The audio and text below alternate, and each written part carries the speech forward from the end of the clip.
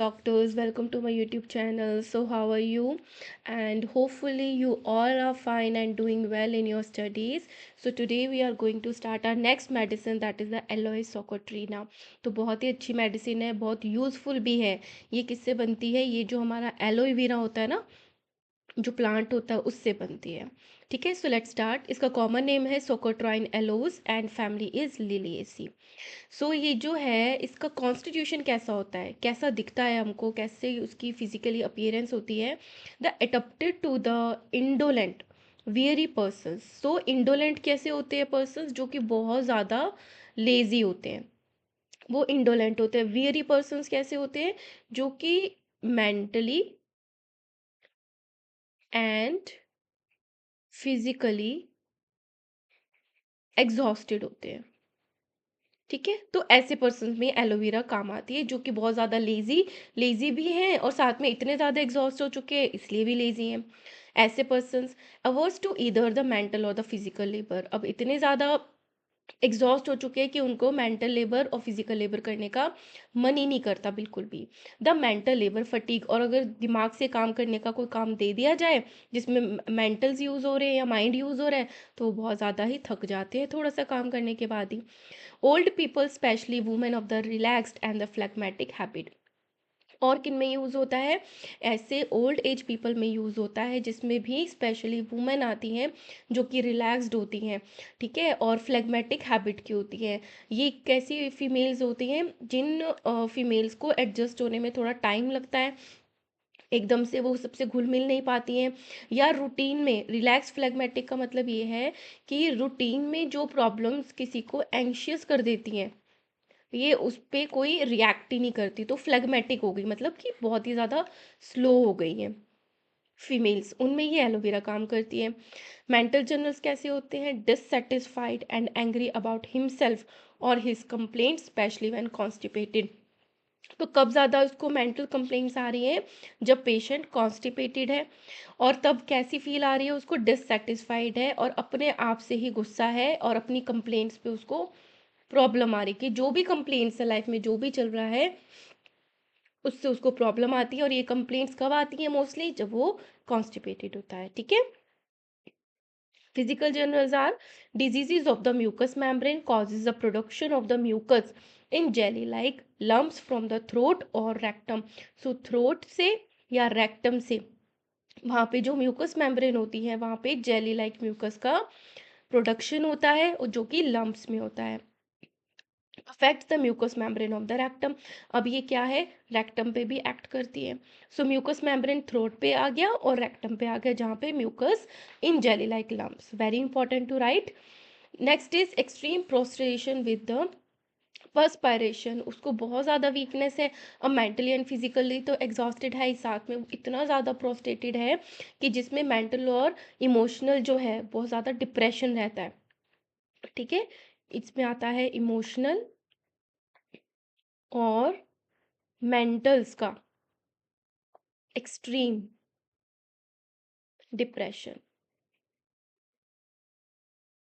मतलब ऐसा पेशेंट कुछ भी नहीं कर पाता, लेकिन वो प्रोस्टेशन किसके अलोंग है? विद द पर्सपायरेशन, साथ में उनको पसीने भी आएंगे। ठीक है, now head. Head across the forehead. Forehead के जैसे ये फोरहेड है तो इधर इधर इधर पूरे पे होगा। Aggravated by every foot step, जितना वो कदम चलेगा हर एक कदम पे उसको प्रॉब्लम होगी, हेडेक होगा। और सिमिलरली बेलाडोन और ब्रायोनिया में भी होता है। With the heaviness of the eyes and the nausea, और उस हेडेक के साथ उसको आइज में हैवीनेस भी रहेगी और उसको उसका जी भी खराब होगा, नोजिया भी फील होगा। Headaches are worse from heat. अब एलॉय में क्या है? उसके जो हेडेक्स है वो गर्मी में हीट से, सेक से बढ़ते हैं। Better from the cold application, और बेटर कोल्ड एप्लीकेशन से होता है। ये आर्सेनिक में भी होता है। आर्सेनिक में जो ओनली हेडेक है ना, वही कोल्ड एप्लीकेशन से आराम आता है उसको, बाकी आर्सेनिक में कोल्ड से प्रॉब्लम्स होती हैं, सिर्फ हेडेक ही है जिसमें आराम आता है। ऑल्टरनेटिंग विद द लम्बैको, और उसको जो लंबर रीजन में पेन होता है, लंबर रीजन में क्या आएगा? जो जॉइंट्स होते हैं और जो मसल्स होती हैं, कौन से रीजन की? लंबर रीजन की। वहाँ उसके साथ ऑल्टरनेट करता है कि जब हेडेक होगा तब लंबर रीजन में पेन नहीं होगा, जब लंबर रीजन में पेन हुआ फिर हेड वो ठीक हो गया, हेडेक हो जाता है। आफ्टर इनसफिशिएंट स्टूल, और जो स्टूल है वो इनसफिशिएंट है, मतलब कि सेटिस्फैक्टरी स्टूल नहीं है। ओके, सो ये क्या है हेडेक। तो हेडेक में मेनली क्या आया, अक्रॉस द फोरहेड, हर एक फुट स्टेप के साथ उसको पेन हो रहा है, और आइज में हैवीनेस विद नोजिया, और हीट से problem better by the cold application, alternate with the lumbago with after insufficient stool, right. अब ये गैस्ट्रो इंटेस्टिनल सिम्टम है ना, ये बहुत ही इंपॉर्टेंट है एलोए के। इसमें होता है diarrhoea, has to hurry to the closet. Closet एक ऐसा रूम होता है जिसमें पर्सन या तो चेंज करने के लिए जाता है या वॉशरूम जाता है, वॉशरूम के लिए छोटे छोटे रूम्स बने होते हैं, तो उसको क्लोजेट बोलते हैं। तो उसको अपने वॉशरूम जाना पड़ता है इमीडिएटली आफ्टर ईटिंग और ड्रिंकिंग। कुछ पेशेंट्स को आपने ज़रूर देखा होगा, जो भी कुछ खाते हैं उनको वॉशरूम जाना पड़ता है, उसको इरिटेबल बाउल सिंड्रोम बोलते हैं। बट एलोवेरा के पेशेंट को अगर डायरिया हो रहा है, लूज मोशन हो रहे हैं, तो थोड़ा सा कुछ खाएगा, थोड़ा सा कुछ पिएगा, इमीडिएटली उसके बाद उसको वॉशरूम जाना पड़ता है। Same symptoms are present in croton tig with want of the confidence of the sphincter ani. तो स्फिंक्टर एनाई क्या होती हैं, वो मसल्स होती हैं जो एनस के चारों तरफ होती है, जो कंट्रोल रखती हैं एनल पे, ठीक है। कि जब मोशन होता है तो ये ओपन हो जाती है, आफ्टर दैट ये क्लोज हो जाती है। तो उनका ना मतलब कॉन्फिडेंस ही चला जाता है, क्योंकि लूज मोशन हो रहा है तो वो इजीली पास आउट हो जाता है, कंट्रोल नहीं होता। Driving out of the bed early in the morning, और सुबह उठते ही एकदम से जैसे ही आँख खुली उसको एकदम से वॉशरूम जाना होता है। सोराइनम, रियोमैक्स, सल्फर में भी सेम सिम्टम होते हैं कि मॉर्निंग में उसको बहुत जल्दी ही क्लोजेट जाना पड़ता है। So when passing the flatus sensation as if stool would pass with it, तो ये डायरिया का ही सिम्टम है कि जब उसको फ्लैटस पास होता है, गैस पास होती है, तो उसको लगता है कि स्टूल भी पास हो जाएगा। ओलिएंडर, म्यूरेटिक एसिड, नाइट्रोमेरी सेम सिम्टम है। कॉलिक है, पेन है उसको एब्डोमेन में जिसमें कि क्रैम्प्स आते हैं। Cutting griping pain in the right lower portion of the abdomen, तो ये कटिंग और बिल्कुल ऐसे पकड़ने वाला टाइट पेन होता है उसको राइट साइड ऑफ एब्डोमेन में, राइट में भी है और उसके लोअर पोर्शन में है, राइट लोअर हो गया।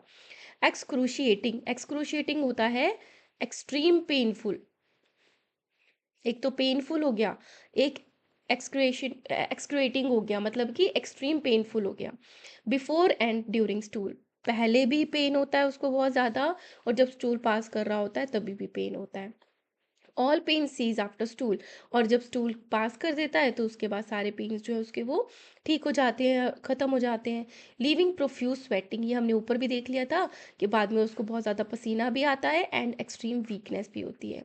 Attacks preceded by the obstinate constipation, तो जब उसको डायरिया होगा ना, तो उससे पहले वो बताया गया कि उसको पहले बहुत ज़्यादा कॉन्स्टिपेशन था। ऑब्स्टिनेट मतलब कि ज़िद्दी टाइप का, कि बहुत देर तक उसको कॉन्स्टिपेशन रहा, बट उसके बाद उसको डायरिया हो गया, तो ये एलोए के सिम्टम्स है। अब फ्लैटस है, offensive, burning, copious, much flatus with the small stool, burning in the anus after passage of the flats.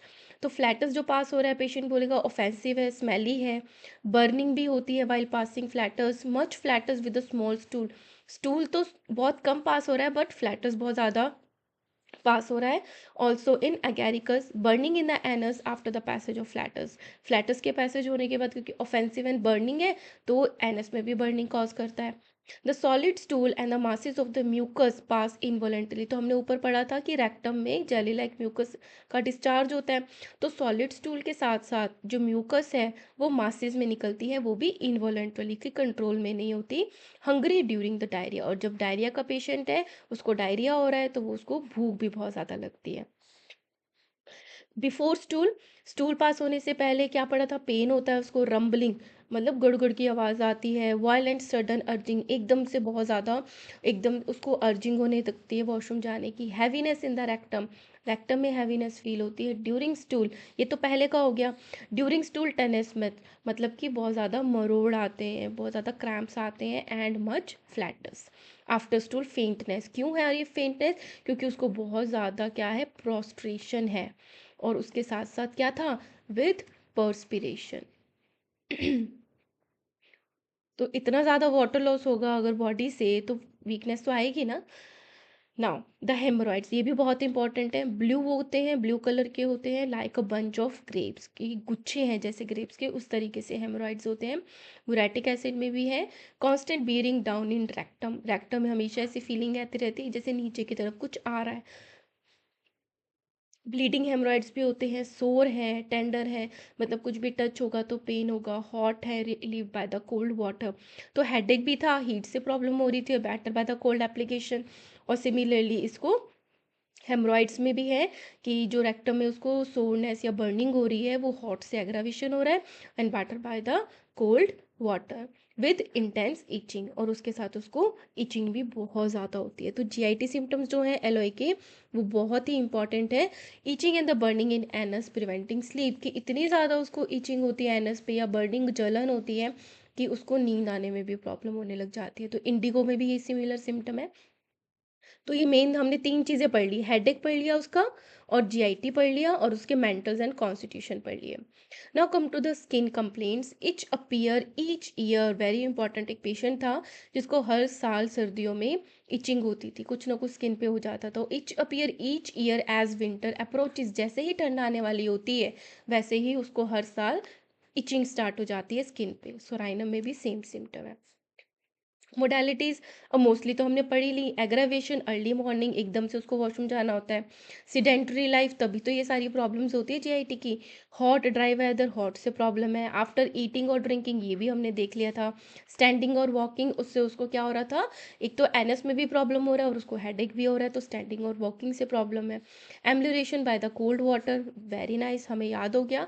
Cold weather and the discharge of flatus and stool, तो ये सारा हमने ऊपर पढ़ लिया था, होपफुली आपको अभी लर्न हो गया होगा। At the last, relations like the sulfur in the many chronic diseases with the abdominal plethora and the congestion of portal circulation। तो ये क्या है कि जो एलोए है वो सल्फर के साथ ही इस तरीके से काम करती है, जैसे सल्फर जो है क्रॉनिक डिजीजेज में देते हैं जिसमें कि एब्डोमिनल प्लेथोरा होता है। एब्डोमिनल प्लेथोरा का मतलब है कि एक्सेस ऑफ बॉडी फ्लूइड, तो वो कहाँ हो रहा है, एब्डोमन में हो रहा है। तो सल्फर भी देते हैं हम, एलोए भी देते हैं। And the congestion of the portal circulation, कि पोर्टल सर्कुलेशन में जो है, पोर्टल सर्कुलेशन मतलब कि जो पोर्टल वेन है उसमें कहीं ना कहीं उसके फ्लो में क्या आ गया है, ब्लॉकेज आ गया है। तो उसके वजह से क्या हो रहा है, कंजेशन हो रहा है पोर्टल सर्कुलेशन में। तो सल्फर एंड एलॉय दोनों काम आते हैं and develops the suppressed eruption, और कभी उसके इरप्शन सप्रेस्ड हुए हों तो वो भी डेवलप हो जाते हैं, ठीक है। And similar to the ammonium mur, gambogia, nux vomica and podophyllum. तो ये जो सारी मेडिसिन हैं ये मोस्टली डायरिया में, जीआईटी में काम आती है, तो उसी तरीके से काम करती हैं। And here we have completed our LOA medicine in just 13 minutes। Hopefully आपको बहुत अच्छे से समझ आई होगी। कमेंट बॉक्स में ज़रूर बताना, and if you like my work kindly like share and subscribe. Thank you.